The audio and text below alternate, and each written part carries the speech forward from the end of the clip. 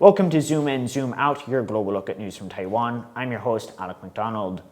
The Kuomintang, or KMT, is set to elect a new chair on the 18th of October. And this year, there is no candidate with a sure path to victory. With local elections in 2026 and another presidential race in 2028, this year's election will not only set the strategy for the KMT's attempted political comeback, but also define its future relations with China, Japan, and the United States. At this stage, there are three leading candidates: former Taipei City Mayor Hao Longbin, former lawmaker Li-wun, and former Deputy Secretary to the Ma presidential office Luo Zhiqiang. The head of the Sun Yat-sen School, Zhong Yezhong, comes in as a distant fourth, but still a significant candidate.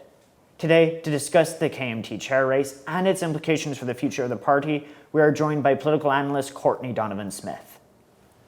Donovan, it's great to have you on the show today. It's great to be here. Let's start off setting the stage for this election with the significant challenges that the KMT are facing. Can you take us through those? Well, this election is both very consequential and in some ways not as much in some in the past. Now, what I mean by that is traditionally the KMT chair and the presidential candidate are the same person. But in this particular case, it looks extremely unlikely that any of the candidates, and most of them have explicitly said this, are not going to run for president. However, they're leading the party at a very particularly important time. Now, it's important to note that party chairs within Taiwan all pretty much follow the KMT's pattern, which was originally founded on Leninist models. Now, the KMT chair is extraordinarily powerful within the party. Not as much as it was during the authoritarian era, obviously, but they still have considerable sway in setting the tone and the direction for the party. Now, the KMT has done very well in the last two cycles of local elections and has not done well in the last three nationally. So what they're trying to do, or what the party's hoping to do, is to return to becoming the ruling party. But they have to navigate some serious challenges. One is their finances. And this is a very, very big deal. The official documents submitted to the Ministry of the Interior suggest that they have about $70 million in liabilities. The outgoing chair, Eric Ju, stabilized the party's finances, but by no means has solved these problems. The party needs to continue to rationalize and continues to continue to figure out ways to raise enough money. Another is that the KMT has chronically, in the last few elections on the national level, had to deal with ideological issues. In other words, the party's ideology has moved outside of the mainstream of public opinion. So there's another issue that would help them return to power. Outgoing party chair Eric Ju is really talented at getting needed reforms through the party while also getting people out to vote. So which of the candidates might be best at managing that fundamental party task of getting people out to vote in elections? That's an interesting question, and it's a little bit difficult to answer. For example, Hao Longbin, he has the qualifications to physically run the party. In other words, manage the finances, manage the local party branches, because he has been the vice chairman of the party. He was the mayor of Taipei City. He has a lot of executive experience and a lot of party experience. So on a logistical level, he is probably the front runner on that. However, polling, again, put him at third as to who would be most likely to return the party to power. So inside the party, there are a lot of doubts on him. The two frontrunners in that particular question is Li-wun, and she comes across as, she communicates very well. She's very determined, very energetic, and I think that she would be able to mobilize a lot of people. On the other hand, her ideology has been frequently compared to people like Hong Xiuzu. So she could potentially bring in some ideological issues that could turn off centrist voters.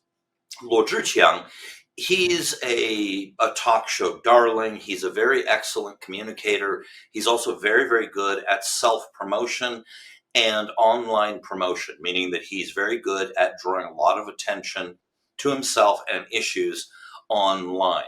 So he would have the advantage on trying to bring out people via the internet, attracting people to him and to the ideas that he's trying to promote.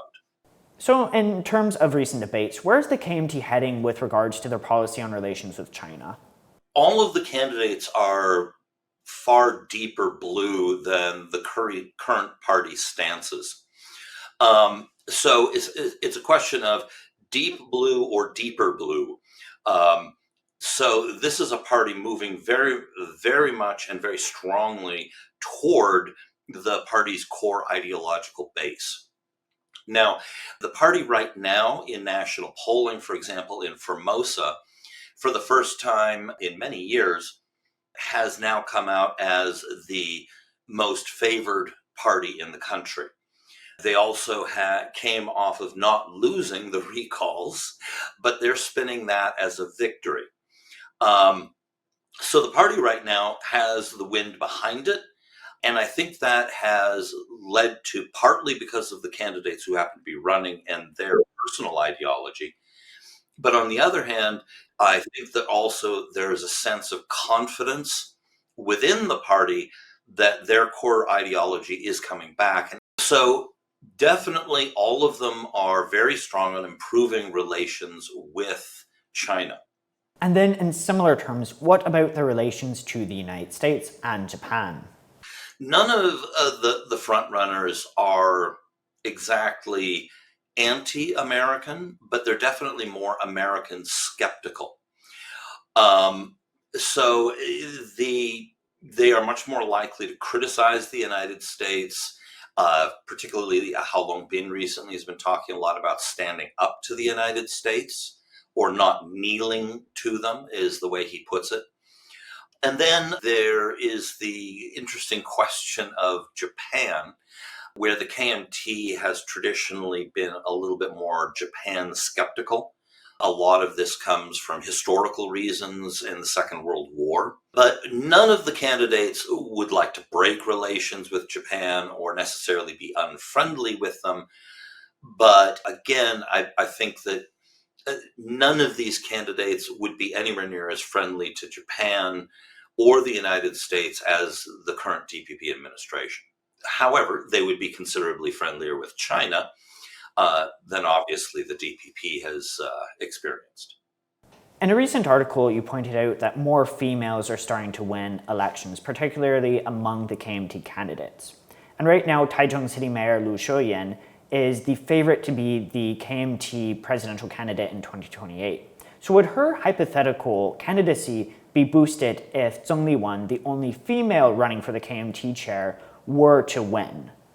I wouldn't assume that's a lock, because what's happened is for a while now, every election cycle, the percentage of candidates that win is inching up higher. So just generalizing here, roughly from the last couple of election cycles, it appears that the electorate is saying they want about 40% of the elected candidates to be women. That kind of is how the math works out. And for example, in 2022, with the city and county council races, 2/3 of female candidates won versus only half of the males who ran. So this is a trend, but it's not a lock that you're going to win. Now, one of the reasons why the KMT has done very well with female candidates is partly because they have doubled down on running women candidates far more so than the DPP has. Now, Liu Shiow-yen is very carefully not endorsing any candidate. But I do think that what she's doing is she's signaling subtly favor. And she said very specifically to Tsang Li-wun, "We are sisters. Sisters help sisters." So that was a fairly strong, not an endorsement, but she was definitely signaling that she thinks that Cheng is a an acceptable candidate.